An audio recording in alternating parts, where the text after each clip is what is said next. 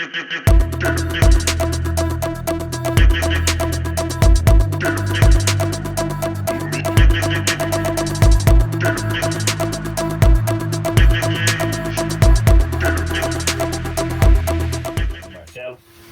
vamos passar para a segunda parte do nosso colóquio, que é a apresentação do Selby. Não sei se ele olá, boa noite. Apresentação. Tudo bem agora, Selby? Estão me ouvindo? Estamos. Sim. Ótimo.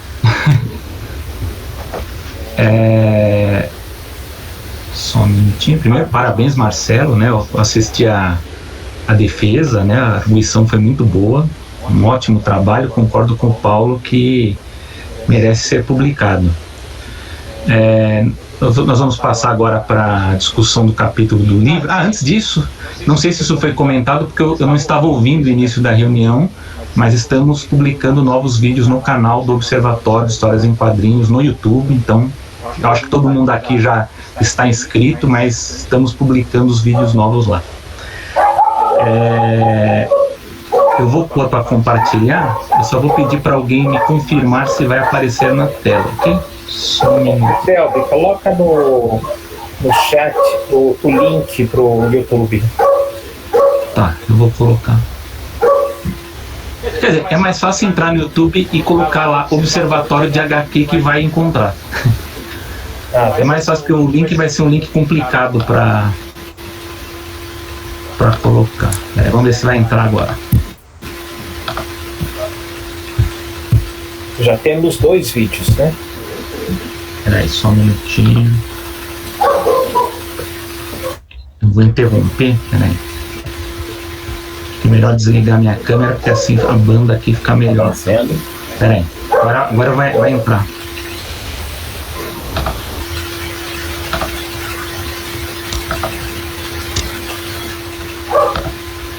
Tá aparecendo para vocês? Vou testar se está passando. Começando. Ok, tá passando. Ótimo. Vamos lá. Começou.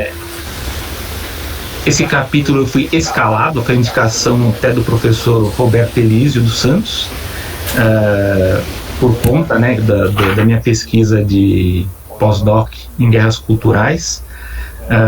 Então, de novo, é um capítulo do livro Comics Studies, a Guidebook, do Charles Hatfield e do Bart Beatty.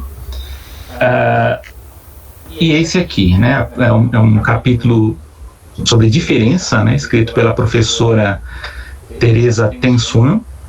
Ela tem graduação na Universidade de Haverford, doutorado na Universidade da Califórnia, em Berkeley. Ela é professora do programa de redação na Universidade de Haverford, que fica na Filadélfia. Ela tem interesses críticos em autobiografias, narrativas gráficas e literaturas asiáticas americanas e nativas americanas. Ela faz um seminário, né, todo ano, chamado Histórias de Origem, que explora as produções culturais, né, como as produções culturais refletem e contribuem para os processos de constituição de identidades individuais e coletivas, levantando perguntas, né, o que está em jogo nos atos de leitura, interpretação, análise e imaginação criativa. Como que nós entendemos a situação crítica e material nessas histórias? Que papéis ou responsabilidades temos como agentes críticos e criativos, né? E ela faz pesquisa de inter-relação entre formulações estéticas, de subjetividade, práticas de transformação social nessas áreas, né? Autobiografia, estudos de cultura visual, discursos críticos sobre gênero e raça, e dialoga com ativistas dos direitos dos deficientes, historiadores de arte, bem como teóricos literários e artistas, né? Então aqui estamos tratando do capítulo 10, Difference, do livro Comic Studies, a Guidebook. A professora, a autora, né, a professora Tensuan, ela inicia o seu ensaio justamente pegando como exemplo esse título, né, que traz, como ela fala, né, contribuições semanais que ela considera semelhantes a tópicos de enciclopédias ou guias do tipo Como Fazer, né, que é o Ernie Puck Comic, que foi produzido entre 1978 e 2008, da Linda Berry, e que forneceu a seus leitores um comentário crítico contínuo sobre questões que vão desde a construção social do gênero até a natureza do preconceito. Então ela começa fazendo uma análise do Ernest Pugh Comic. Ela vai analisar esse trabalho que está na tela, que chama Fine Dining, de 1986, que é desenhado, né, a partir da perspectiva da prima mais reticente da personagem de Marlies, né, que chama Harna Harneson. Então, ela faz uma série de jogos, né, de palavras, aí misturando as predileções de comida, né. Ela fala assim: as imagens enquadram descrições da porção consumida atrás de portas fechadas, né, que está nesse segundo quadro aí, no segundo painel, que vão desde gelatina no espaguete a entranhas de porco fritas, até o que ela chama de bagung, uma substância que é útil, se não gramaticalmente glosada, né, como a autora brinca, como um condimento de peixe rosa assustador que o cheiro faria você começar a correr, né.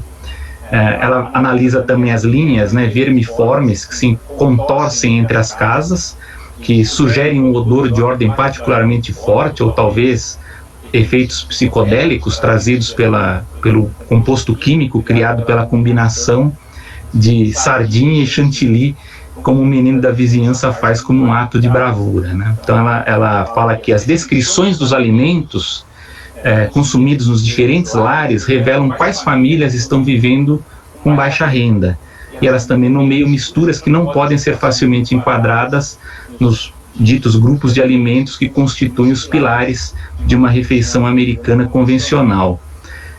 A autora resume que, ao longo dos seus 4 painéis, Fine Dining oferece uma visão sobre as práticas performativas, rituais e convenções culturais que delineam diferenças individuais e coletivas, e também levanta a questão do que constitui a cultura comum e as convenções de bom gosto, né? Ele fala: a diferença é a chave para o que esta tira percebe e articula.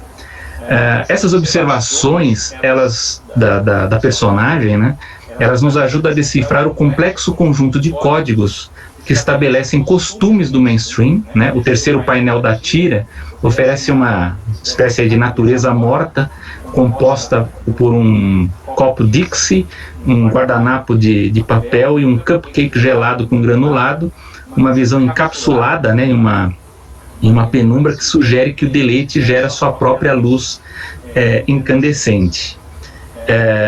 A explicação da Arna, né, essa combinação toda, né, inclusive que ela fala que até a pior comida ela se torna boa se você também está num ambiente melhor, se está numa festa de Halloween, se você está na escola com os amigos, enfim, ela faz várias associações entre cores primárias, resíduos corporais, homônimos alfabéticos, né, então eles dialogam com dinâmicas complicadas que estabelecem padrões estéticos. A Arna nos mostra exemplos socialmente carregados de diferença. Então esse aqui é um primeiro exemplo que ela dá para começar a discussão dela sobre diferença.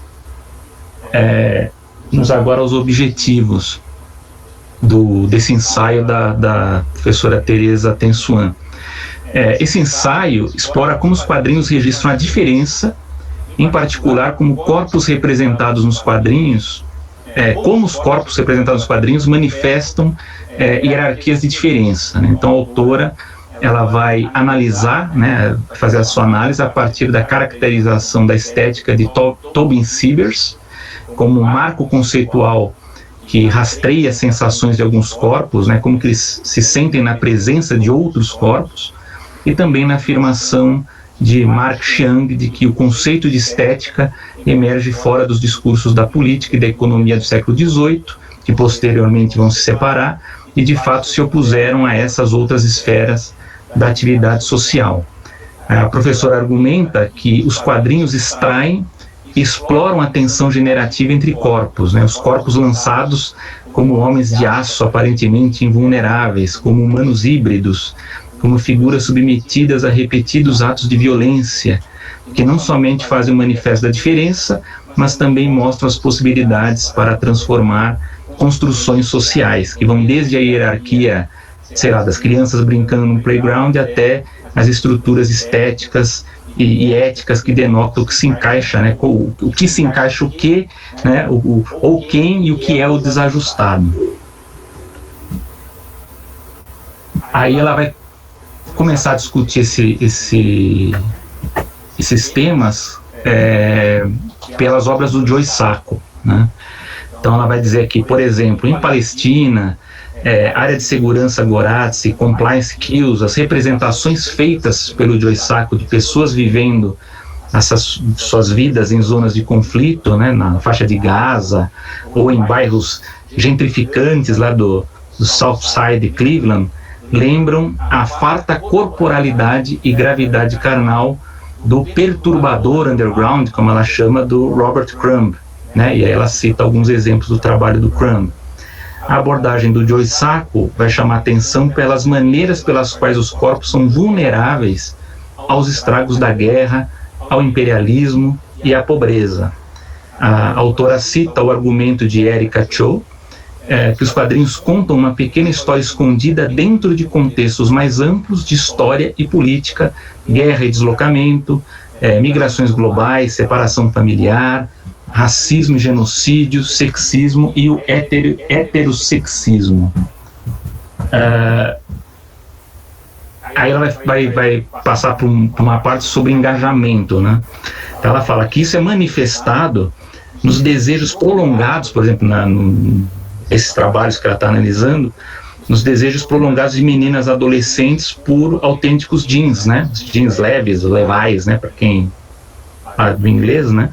Levi's 501, sobre muçulmanos lutando e fugindo do genocídio em área de segurança Gorazde, ou na forma como o mouse, né, do Art Spiegelman dá uma atenção redobrada a uma técnica de solado de botas, né, uma das práticas que permitiu, né, ao pai que permanecesse vivo lá em Auschwitz, né.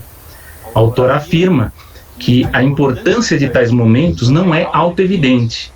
Os quadrinhos, eles alistam ativamente os seus leitores, né, na prática do fazer sentido, engajando-os, né, em uma dinâmica que um autor que ela cita aqui, o Gillian Whitlock, caracterizou como o processo de produção imaginativa pelo qual o leitor transita entre palavras e imagens e navega pelas sarjetas e molduras, sendo movido a ver, sentir ou pensar de forma diferente.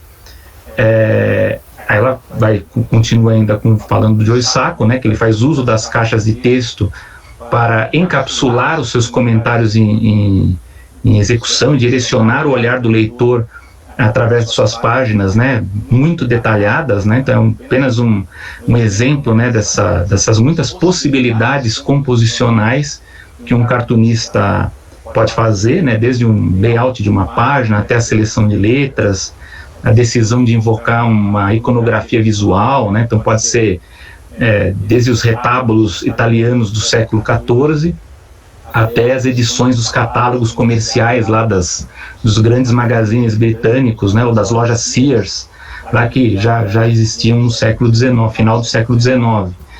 Então ela diz que os quadrinhos renegociam as dicotomias criadas entre o alto e baixo, notícias e entretenimento, o eu e o outro, como meio de traçar circulações de poder e reverberações de violência e da reformulação de uma compreensão do leitor, de como certas narrativas e visões ganham protagonismo cultural, enquanto outros são empurrados para a marginalidade.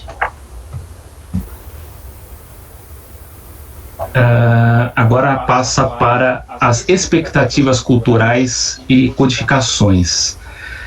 A professora Thanh Xuan, ela vai citar como exemplos alguns títulos conhecidos por nós. Tem o Fun Home, né, o Thrilling Adventure Stories, do Chris Ware. Tem também o Jimmy Corrigan, né, o menino mais esperto da Terra. Então ela vai dizer que esses títulos delineiam umas maneiras pelas quais as expectativas culturais são codificadas nos idiomas visuais e convenções narrativas da forma. e como os quadrinhos tornam visíveis as ideologias que emolduram experiências, roteirizam ações e moldam as identidades. Então ela vai dar como exemplo aí a Bechdel, né, do Van Home, que reproduz sátiras sociais mordazes dos desenhos do Charles Addams, né, na sua família tragicômica, para repensar a estabilidade do modelo da família nuclear heteronormativa, né? Então ela fala, atenção dada por Van Home às propriedades concretas do tipo, né, também quanto aos corpos, né, esses corpos carnais de conhecimento.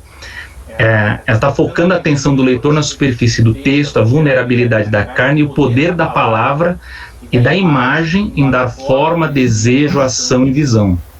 Já o Chris Ware, ao longo da sua obra, ele reconfigura a figura familiar do super-herói para delinear as obsessões catalisadas por tais ícones. Suas linhas antissépticas tornam manifestas as falhas estruturais naqueles que são vistos como homens de aço, né? Então, ao mostrar essa família nuclear como fonte da decadência radioativa, ou subverter as expectativas que lançam, né, uma ação aí, faz uma capa, né, faz a ação dele lá com um modelo de individualismo heróico. Essa obra obriga os seus leitores a reorientar as suas perspectivas, que constroem, mediam e autorizam conceitos de cultura comum e a ressignificar práticas de leitura e interpretação. Então ela fala que isso aí ilustra uma afirmação de Jared Gardner, de que a forma dos quadrinhos retém o que não pode ser reconciliado com a narrativa linear. Então o excesso que recusa a causa e efeito, né, do argumento, o traço que ameaça desestabilizar a narrativa do presente, do seu próprio passado, né, e portanto de si mesmo, né. Por meio desse excesso, né, os quadrinhos podem mostrar como os tropos narrativos e códigos visuais montam um mundo reconhecível e desafiam as suposições sobre o mundo além do quadro cômico. Aí vamos passar agora para o que ela chama de exploração da diferença. A autora diz que os quadrinhos podem parecer um meio improvável para encontrar desafios para uma convenção cultural, dada a ampla documentação das tiras, charges, séries, histórias em quadrinhos, que inclui, então, aquela dicotomia. Os quadrinhos, eles incluem muitos grupos, né? Grupos raciais, grupos étnicos, estereótipos de gênero, há uma variedade grande nisso. Porém, né, ela cita aqui o romancista e cartunista Charles Johnson. Como que uma pessoa negra que vai ler esses quadrinhos e vai ter ele chama de desfile de silhuetas genéricas, né? Qual é a imagem que ele vai ver, né, do seu grupo, né? Então ela vai citar a exploração dos estereótipos, né? Então, como durante muitos anos, né, você vai ter representações dos negros como africanos selvagens e canibais, manipulação de linguagem, ela vai usar como exemplo o Bosco, aquela questão também da imagem caricatural, né, dos lábios, né, esses lábios borbulhantes, como ela chama, e do uso também dos personagens negros como sidekicks, né, como companheiros bufões, e ela cita como exemplo o personagem Ébano, né, do The Spirit. Aqui ela vai dar também um outro exemplo, né, de exploração da diferença. Ela vai falar que isso também existe em relação a personagens de origem oriental, asiática, né? Então ela cita aí o professor Cheng Mei Ma, que revela como os quadrinhos de aventura de meados do século XX delinearam essa masculinidade americana heróica contra figurações orientalizadas, né? Então vai citar, por exemplo, o Diabólico Imperador Ming do Flash Gordon, do Alex Raymond, e a Mulher Dragão de Terry e os Piratas do Milton Caniff. Prosseguindo ainda sobre essa parte aí da Ásia, né, a professora vai falar sobre codificações, né? Então ela vai citar, né, que que tem as criações mais duradouras do Kenneth, né? Ela vai citar o Steve Canyon ou o Pat Ryan, né? Mas para ela aqui na análise, ela diz que a criatura, para ela, né, não tem uma personagem que para ela chamou a atenção do que essa criatura atarracada e símia que representa o oficial japonês num guia criado por Kenneth chamado How to Spot a Jap, que foi publicado num guia de bolso para a China em 1942, bancado pelos departamentos de guerra e marinha dos Estados Unidos durante a Segunda Guerra Mundial. Então ela fala que essa história em quadrinhos do Kenneth representa um exemplo particularmente virulento das formas em que os cartunistas podem codificar diferenças étnicas e nacionais. Então ela cita também aqui um outro autor, o John Berger, né, que escreve em Ways of Seeing, que mostra que por implicação, como já foram vistos por outras pessoas, isso não é apenas uma evidência documental, né? O autor afirma que quanto mais imaginativa a obra, mais profundamente ela nos permite compartilhar a experiência do visível do artista, né? Trata-se de uma experiência pessoal e ideológica. No entanto, deve se tornar-se criticamente alerta para essa dimensão que dá muito trabalho, né? Acho que é isso que ele quis dizer, que embora seja muito imaginativa, para você ter um olhar crítico sobre essas obras, e ainda hoje isso acontece, né? A gente vê muitos produtores de quadrinhos que ainda caem em estereótipos ou caem em representações erradas. Então esse autor, ele fala que analisar criticamente dá muito trabalho, né? Porque a gente precisa ter mais conhecimento sobre o outro, né? Aí ela vai citar vai ter essa citação do Ralph E. Rodrigues, né, que é a única maneira de tornar a raça legível em um meio que é meramente marcas preto e branco em uma página é empregar a linguagem, convenções sociais e ficções biológicas usadas para ler raça em nossa vida cotidiana. Então ele vai dizer que ler a raça requer um vocabulário particular, mas nós naturalizamos, né, tanto esse vocabulário que tomamos a construção social da raça como um dado certo. Se, no entanto, fôssemos realmente prestar atenção à forma racial e textual, poderíamos possivelmente ter nossos olhos abertos para os hábitos diários da leitura racial que naturalizamos e que, portanto, não mais reconheceríamos como leitura. Aí ela passa para ela ainda fala um pouco aqui também sobre o How to Spot a Jap, né, como uma obra imaginativa, mas também criticável, pois oferece uma anatomia de ansiedades, expectativas, presunções e convenções que foram colocadas em jogo em um momento histórico e cultural específico, né? Então também ela vai citar essa questão da produção de acordo com o contexto da época, né? Ela fala também sobre isso. Nessa parte aqui que ela fala sobre arquétipos, estereótipos e uma política localizada à diferença, a autora vai citar esse ensaio do Adam Gopnik, chamado High and Low, e ele vai citar, né, que as tiras dominicais, né, dos jornais são como um recife de coral da modernidade, um depósito lentamente acumulado de estilos, preocupações e propriedades do século XX, né? Analisando o século XX aqui. Se a página de quadrinhos é um espelho da vida moderna, é um espelho de um tipo, curiosamente, do tipo retentivo, no qual um reflexo permanece no vidro muito depois de seu original ter desaparecido do mundo. A tira em quadrinhos tem resistido, inventando mundos secundários autossustentáveis, onde o mal e o sofrimento são banidos completamente, ou então são representados de forma inequivocamente simplificada e compreensível, tão estilizado e realçado que eles transcendem a confusão moral da caricatura para alcançar a clareza temporal de um mito ou conto popular.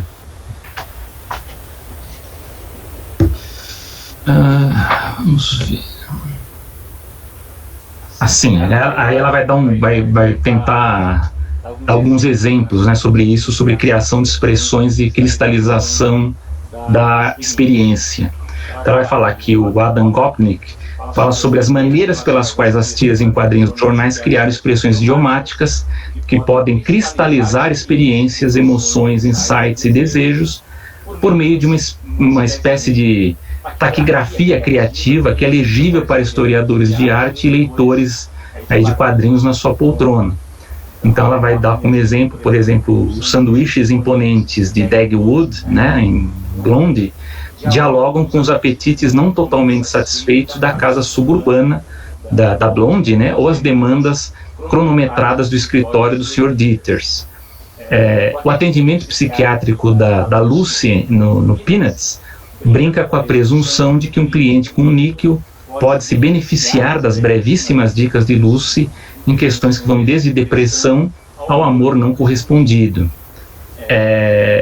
Já sobre o Family Circus, né, ela vai falar que a linha pontilhada que traça o que Glenn Weldon descreve como as peregrinações despreocupadas dos irmãos, né, do Family Circus pelas ruas do bairro com arbustos, estranhamente sem carros, as ruas não têm carros, né, até a cita, né, possivelmente pós-arrebatamento, delineia a infância como um tempo e espaço livre de autodisciplina, caminhando em direção à eficiência, e evoca uma pontada de nostalgia por um tempo antes do perigo e dos Amber Alerts. Amber Alert, nos Estados Unidos tem muito disso, que são os alertas dados no celular caso uma criança esteja perdida ou haja uma suspeita de rapto, né, de sequestro, todo mundo recebe esse aviso, né? Então é o Amber Alert. Então ela vai falar aqui, né, que, por exemplo, todas essas histórias, né, a Blonde, Peanuts, Family Circus, cada um oferece uma visão diferente dos protocolos, né, e tolices da vida moderna da classe média, por vezes ajustando as presunções e expectativas que as estruturam, e outras vezes ecoam e amplificam as suas estruturas.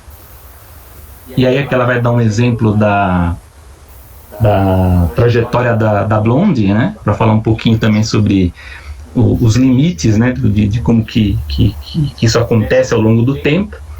Então ela fala que a personagem se desenvolveu como uma melindrose, lá no início, né, uma melindrose responsável que desafiou os valores de classe para se tornar o centro de uma família nuclear moderna de classe média, e num papel, né, que ela pode escorregar, né, entre papéis de esposa, de mãe e de empresária, sem ter que tirar os seus saltos altos, né? Então ela cita o cartunista historiador de quadrinhos, né, o Brian Walker, que sobre Blonde fala que ele foi a tira, né, de maior sucesso nos Estados Unidos do pós-guerra, e que o autor, né, o Young, havia desenvolvido um conjunto rigoroso de regras para essa história, né? Então, por exemplo, alguns tabus, né, que tinha que evitar enfermidades físicas, política, religião, bebida e outros assuntos que pudessem ofender ou confundir os seus leitores. Mas é citado que por todos esses anos, né, que a história foi produzida, ela fala, né, que em 1990, né, até o exemplo da tira aí da parte de baixo da tela, que a tira chocou fãs quando a Blonde aproveitou suas habilidades como dona de casa para entrar num negócio de catering, né, das refeições, né, com a sua amiga Tutsi, assim, incorporando e encenando o que, né, algumas décadas após o apogeu do movimento, uma visão organizada de classe média da segunda onda do feminismo. Agora, dados os parâmetros do universo Blonde, a autora fala, parece altamente improvável que ela algum dia anuncie ao Dagwood, ao Alexander Cook, né, que ela está deixando a família para se tornar uma sindicalista, para ajudar imigrantes indocumentados ou para se envolver em qualquer outro tipo de parceria doméstica com a Tutsi, né? Então ela fala, né, de como a coisa pode evoluir,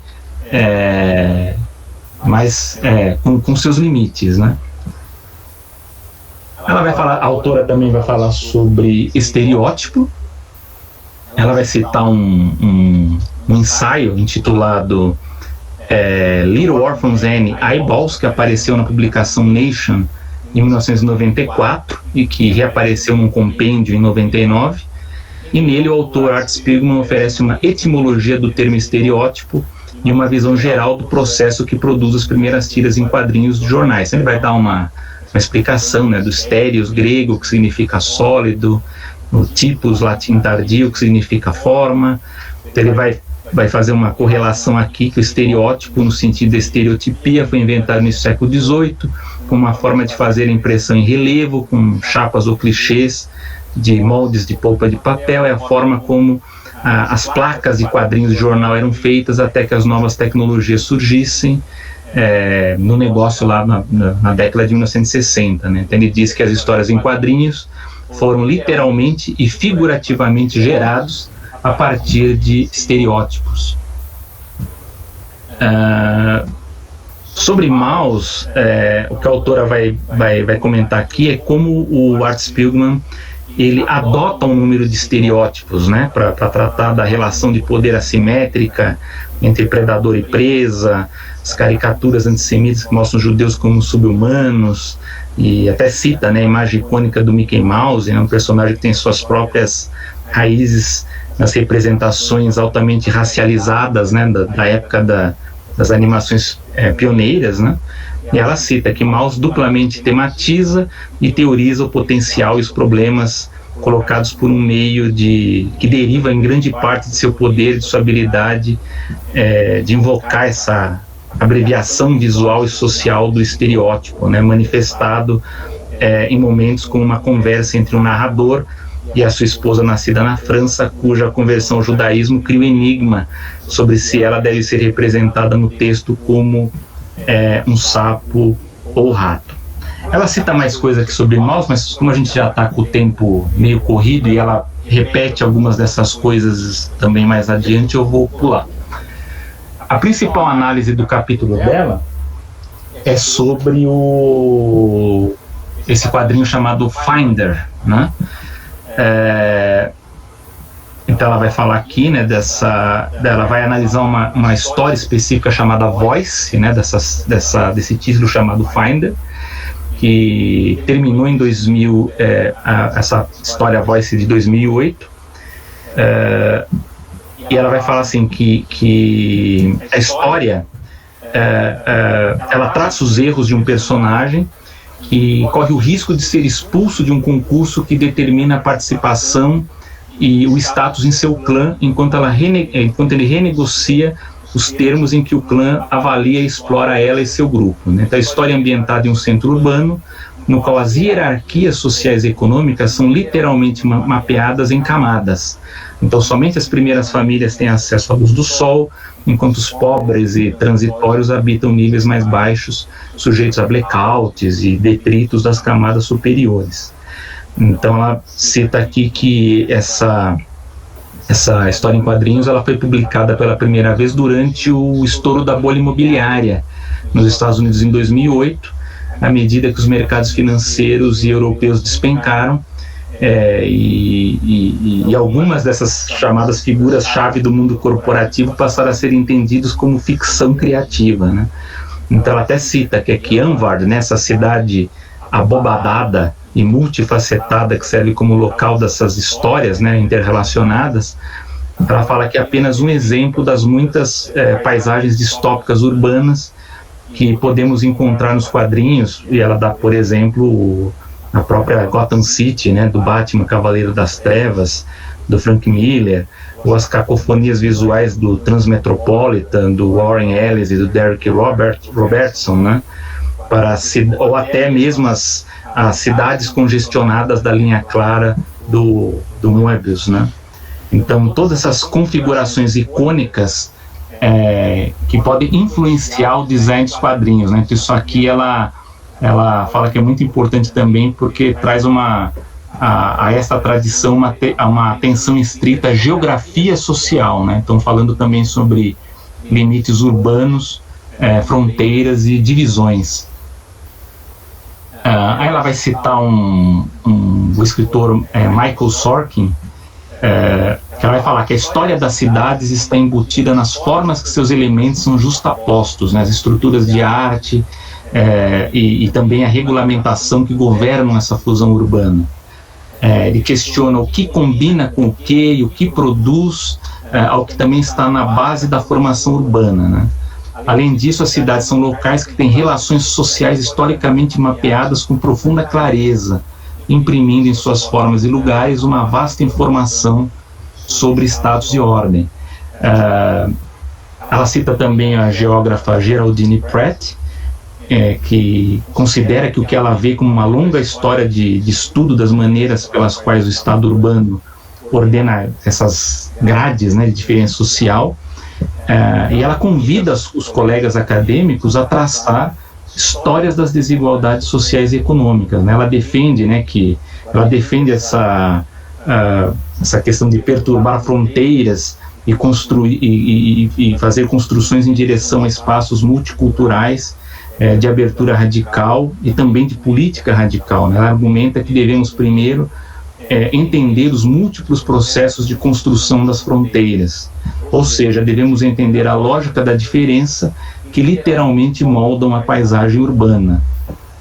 E da mesma forma, outros autores aqui que ela cita, Ruth Fincher e Jane Jacobs, chamam a atenção para uma política localizada da diferença, observando que poder, identidade e lugar estão entrelaçados.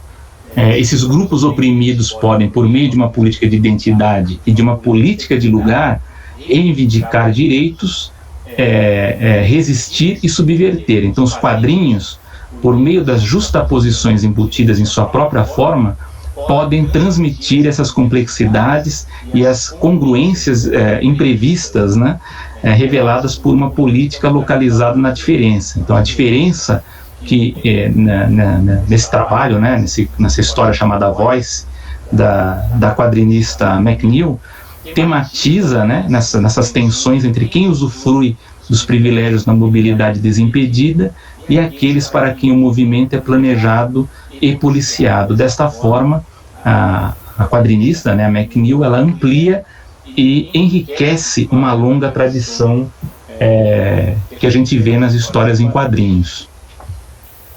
A autora faz uma análise bem mais detalhada, porque o Finder é o trabalho que ela dedica mais tempo, né, mais espaço no texto, mas eu acho interessante falar um pouco sobre esse quadro, né, que tá no final já do texto, que ela considera uma sequência importante, que esses quadros, né, eles usam a silhueta da personagem, da Rachel, né, literalmente o contorno do seu corpo, e ela fala, é usada como uma sarjeta em uma série de painéis que transmitem o seu impressionismo e sentido ingênuo do seu entorno, conduzindo os leitores a uma sequência marcada por pistas visuais contrastantes que evocam visões de violência e deslocamento. E aí ela lembra uma caracterização do Scott McCloud sobre a sarjeta, né, com uma lacuna que convida os leitores a atos de imaginação ativa e interpretação aberta,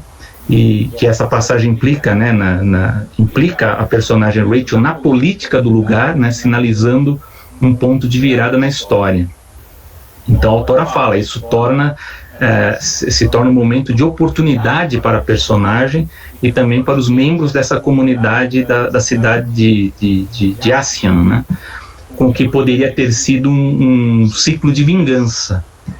Ao invés disso, o que a gente vê na história é que se torna um ciclo de justiça restauradora. Então, a partir dessa revolução inesperada, essa história, né, Voice, oferece uma visão de justiça que desafia as economias materiais, sociais e políticas nas quais a sociedade de Anvar ela é enquadrada. Assim, Voice ela retrabalha as convenções visuais e os quadros narrativos, através das quais as diferenças sociais, econômicas e de gênero elas são codificadas e questionam a segurança estrutural desse 1% representado, né? Então, corpos, lugares e diferenças todos são mapeados por McNeil usando quadrinhos. Conclusão: se os quadrinhos têm sido historicamente um meio carregado, né, segundo a autora, brutal de discriminação social, ela fala, né, essa é uma arte espetacular da diferença, ela diz que, então, em sua forma mais generativa, elas desafiam o leitor a ver o mundo de uma forma diferente, no sentido melhor, né? Então ela cita essas características positivas, né? Então, para perceber, uma moldura focaliza e delimita a visão, para discernir através da interação de palavras e imagens como as iconografias específicas moldam e são moldadas por ideologias particulares, para ver como aparentemente o espaço vazio e marginal pode ser um local de possibilidade criativa, para imaginar o impensável. Então, um único painel de quadrinhos, ele pode abranger diferentes momentos no tempo, competindo registros de referência e múltiplos pontos de vista, né? Então ela cita, né, que a composição de quadros em uma página pode abrir trajetórias que se cruzam e se atravessam, assim como expressões idiomáticas visuais que criam suas próprias matrizes de significado. As histórias em quadrinhos, portanto, abrem uma avenida de questionamentos através da qual se pode começar a abordar os sistemas e estruturas de violência que constituíram as histórias coletivas de degradação. Elas oferecem a seus públicos o poder de dar forma e aparência às subjetividades emergentes, bem como engendrar novas visões. Aqui eu já terminei. Concluímos aqui. É um trabalho bem interessante, ele dialoga inclusive com outros trabalhos que eu tenho lido. Não sei se vocês têm algum comentário a fazer. Ainda 3 minutos aí. Se alguém tiver algum comentário, alguma observação, fique à vontade. É interessante como cada cultura retrata o corpo de uma maneira diferente. Sim. E como determinadas culturas retratam os corpos de outras culturas de maneira diferente. Exato. Tem uma discussão muito boa que eu acompanho também em guerras culturais e inclusive, não sei se vocês acompanharam uma polêmica que aconteceu essa semana da atriz Whoopi Goldberg, né, que ela foi fazer um comentário sobre o Holocausto, né, e ela fala que o Holocausto não teve a ver com raça, né, porque os judeus eram brancos, né, e aí vários autores, né, da área falaram, mas ela está analisando isso dentro de um entendimento muito próprio do racismo americano sofrido pelos negros, né, então a gente, é um desafio, né, como a gente entende essa realidade dos diferentes grupos a partir do seu ponto, né? Do seu ponto de vista. Até mesmo eu estava acompanhando um engenheiro que trabalha na Disney, que ele fala que ele até indicou um livro que eu tenho ele digitalizado, que ele falou que eles passaram a usar lá, que é justamente esse problema que a gente tem, principalmente os ocidentais, de olhar para os orientais como uma coisa assim inferior, né? Uma coisa distante, né? Uma coisa dos nativos, né? Aquela coisa antiga. Então é uma discussão complexa, né? Que os quadrinhos eles ajudam a nos trazer ferramentas, né? Para entender melhor isso, né? Selby, o Robson levantou a mão, ele quer professor Robson colaborar com alguma reflexão. Por favor, Robson. Obrigado. Eu já coloquei ali, né, os parabéns ao Céu, da apresentação muito bem feita. Obrigado. Não, eu só queria comentar assim, que demonstra também, né, o poder que tem os quadrinhos para contar outras histórias, né, de outro viés que desmistifica, como eu estava conversando ali com o professor Lobu, esses racismos impregnados na memória coletiva. Então, por exemplo, eu posso citar o Jeremias, Histórias Gerais, né, do Flávio Collor, e outros que contam outra história que os leitores, principalmente aproveitando ali a pesquisa do Marcelo, pode chegar à escola e do professor Valdomiro de vários trabalhos na escola, contando essa história diferente, fortalecer na cabeça das pessoas outra história que não essa racista. Obrigado. Sim. Não sei se parece que o André quer comentar alguma coisa. André, Isso, André. tá bom? Por favor, André.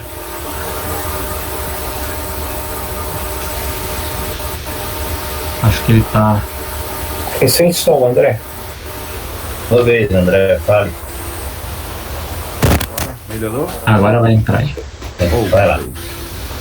Acho que o grande problema é que a maioria dos historiadores, e isso é um problema que quando a gente vai discutir imagem, eles discutem racismo como economia política.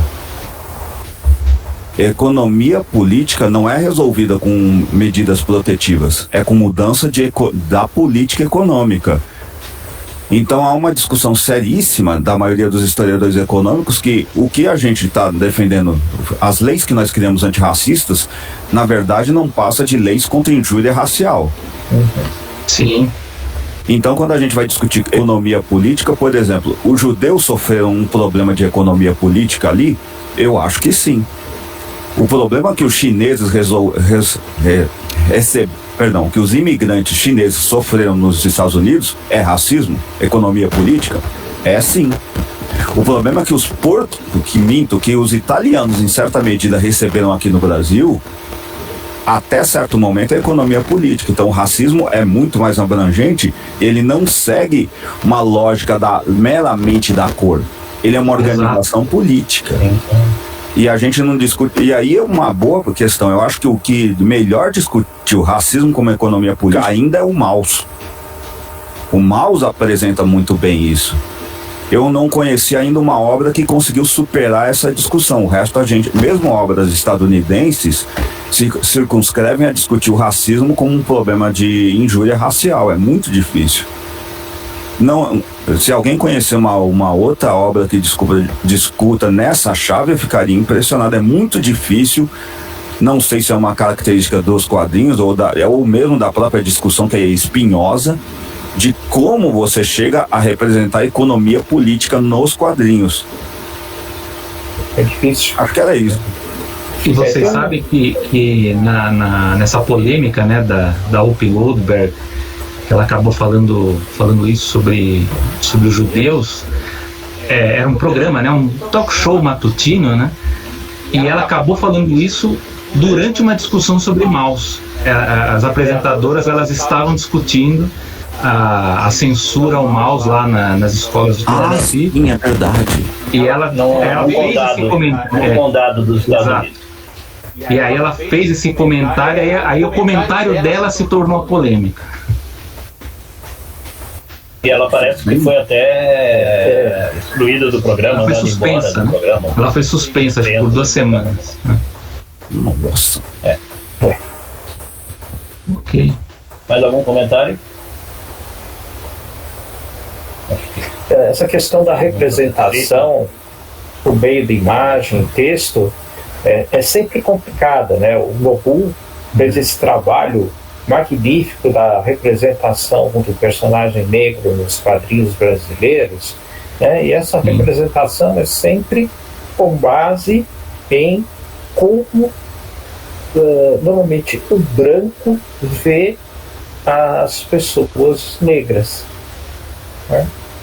Por isso essa rejeição, inclusive, de determinados produtos culturais, parcelas da população, que ou não se veem representadas ou se veem mal representadas, o que é também ruim, péssimo.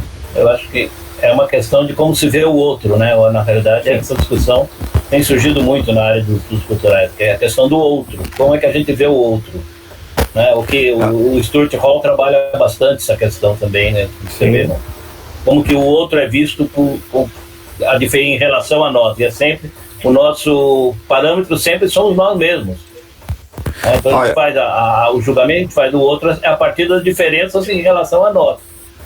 Então é mais do que o branco vendo o negro, como a gente vê o outro, que pode ser o homossexual, pode ser a mulher, pode ser o negro, pode ser o judeu, pode ser o muçulmano e assim por diante, né? E aí as culturas sempre têm uma forma de... Normalmente ela é autodefensiva, né? Aqui no Brasil, todo árabe sempre foi visto como turco, né? Eles vinham de uma região da Turquia, na realidade todos eles passavam por Eram sírio-libaneses no Brasil, daí ficou chamado de turco. Sim, merece eu acho que tudo a gente chamava de turco. Pois não. Eu acho que merece destaque. Que a gente esquece que um personagem que foi formado em cima de racismo, em cima dos irlandeses, é o principal inimigo do Batman. É o Coringa. Os estereótipos do Coringa são de anarco-ilegalistas do século XIX combinados com estereótipos sobre irlandeses. Um dos primeiros povos a serem chamados de macacos nos Estados Unidos foram os irlandeses, não os negros. Tanto que em algumas localidades eles eram mais mal vistos do que os negros estadunidenses. Então a ideia do racismo, acho que a professora Virginia Fontes tem um programa especial sobre racismo na internet, ela é especialista nisso, que ela levanta um problema. Racismo é contra uma classe trabalhadora. Pode ser irlandês, pode ser escocês, não esqueçamos as representações dos escoceses aparecendo mais uma vez como inimigos e como terroristas nas séries da Marvel. Não esqueçamos de qual foi, meu Deus, aquela Falcão esqueci, que é o meu Deus, fugiu, Kingsman. O vilão é um escocês e ele é que organiza toda a conspiração internacional comunista. Também na série do Falcão Negro, o Soldado Invernal, a terrorista tem estereótipo clássico de terrorista irlandesa, cabelo cacheado vermelho, ela é historiadora. Então, quando a gente vai discutir, acho que o Ellis, apesar dos problemas que eu tenho com ele, destacou uma coisa muito interessante num quadrinho dos X-Men. O que é terrorismo? É um exército menor lutando contra um exército maior que chamou eles de terroristas. Onde eu quero chegar com isso? Esses povos que são chamados de terroristas muitas vezes são povos que sofreram sistematicamente racismo. Então convém a gente pensar isso. Parece que o terrorismo, caracterizar o povo que resiste ao racismo como terrorista, é uma tradição cultural. A gente deveria pensar, sejam muçulmanos, os irlandeses, os negros, os panteras negras eram chamados de terroristas. Então, seria bom a gente pensar como esse estereótipo saiu do controle nas nossas representações. Roberto vai ser o último aí, porque a gente já está passando o tempo. Nessa edição do Deadly Class, há uma personagem que vem da África e a sua colega de quarto quer mostrar empatia com ela. Só que a colega de quarto repete os estereótipos da visão que nós temos dos povos africanos. Então, essa parte, não dando spoiler, leva a várias reflexões. Mesmo quando bem intencionados, a gente pode cometer uma falha na comunicação e repetir esses elementos racistas. Eu acho que é bem interessante. Essa semana eu acabei de ler um livro policial que se passava na França, em 1999, e falava sobre ciganos. E a todo momento eles refletiam os diversos estereótipos que os franceses têm contra os ciganos. Todos eles vão roubar, são ladrões, que são sujos, que têm várias coisas, que estão sempre aquela visão. E isso aparecia no livro em todas as classes sociais, basicamente, desde os mais pobres, a classe média, até os mais ricos, que tinham isso mais acirrado ainda, né? Então, a gente vê como essa visão, o racismo sempre eu acho que o André foi muito feliz nesse caso, quer dizer, sempre é o mais forte sobre o menor. Então não tem o racismo contrário, né? Então é sempre o mais forte, o grande, em relação ao pequeno que está lá, de uma certa forma, é uma ameaça, e esse racismo é sempre e esse estereótipo que é criado, ele é uma forma de defesa. Se eu diminuo o outro, ele não pode me afetar, porque eu o deixo numa dimensão bem menor. Todos os preconceitos basicamente se fundamentam nisso, na minha opinião. Então, mas Isso já é também os bibichos, que a né? gente poderia discutir até amanhã aqui, né? Isso os Então, bichos, acho né? que foi Chamar muito de interessante. porco, Como Roberto, de rato, né? A questão dos bichos, né? Chamar o outro de porco, de rato, de macaco, é uma forma de diminuir, é dizer não é humano, né? Eu sou Não é superior humano. porque eu sou humano, né? ele fica numa disposição inferior, logo de cara, né? Então, foi uma boa discussão, temos muitas reflexões para fazer a partir do texto que o Selby trouxe para nós. Agradecemos muito ao Selby pela brilhante exposição do capítulo. Se a gente tivéssemos presencialmente, a gente daria uma salva de palmas, então fica subentendido o aplauso para o Selby pela apresentação.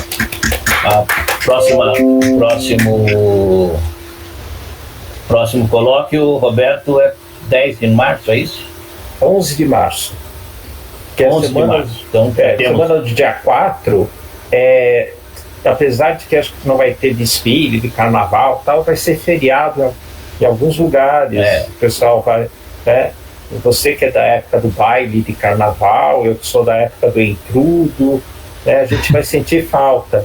Né? Eu sou da época da liga, das carnavalesca, do curso. Mas a gente faz dia 11 de março, né? A segunda sexta-feira de março. O Fábio vai apresentar o trabalho dele, apresentado na FEFELESH, no curso de alemão. Ele foi orientado pelo professor Helmut Gall, não sei se eu falei direito o seu nome. Esse que ele não apresente em alemão, não tem problema. Ele vai falar da adaptação da metamorfose do Kafka em 2 histórias em quadrinhos. Tá? E o capítulo número 11 do livro é cartooning. Aliás, não sei como traduzir isso. Cartoonizando, cartoon. Eu tinha pensado em solicitar o Paulo que fizesse a apresentação, mas ele foi e não voltou.